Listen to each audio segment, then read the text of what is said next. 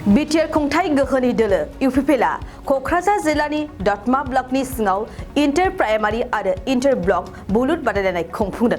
दतमा block youth committee इउपिपिएलआ गासै साननैनि हाबाफारिजों ओनसोलनि हायर सेकेन्डारि स्कुलनि गेलेग्रा फोथाराव इन्टार प्राइमारि आरो इन्टार ब्लक बुलुर बादायलायनायखौ खुंफुंनाय जायो।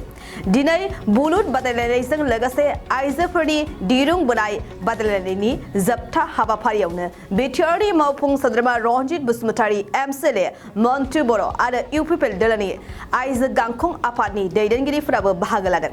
मिथिनाय बादिब्ला दतमा ब्लक युथ कमिटि इउपिपिएलनि सिङाव थानाय माखासे प्राइमारि आरो ब्लक हानजाया बादायलायनायाव बाहागो लानायखौ नुनो मोन्दों। लाइमोन गांखं इउपिपिएल दोलोनि बानजायनायाव दिनै जोंनि गसाइगाव जिल्लायावहाय क'क्राझारखौ लाफानानै आनडिभाइडेड जोंनि बे एडमिनिस्ट्रेसन लेभेलनि नङा बियो, जोंनि डिस्ट्रिक्ट वाइस माबा खालामनाय बेवहाय बुलुर बादायलायनाय जायखौ जों भलिबल होननानै बुङो। बेनिफ्राय आइजोफोरनि टाग अफ वार दिरुं बोलायलायनाय खेलाखौ जों होगासिनो दङ।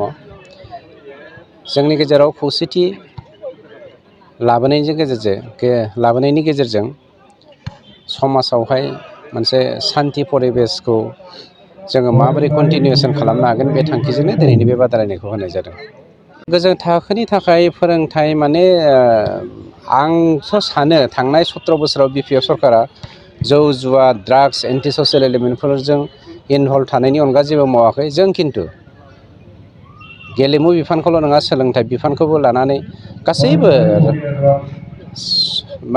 समाजारि हारिमुवारि गासैबो बिथिङावनो जोङो खौसेथि, सांग्रांथि, जौगाथायनि थांखिजों जों मावदों।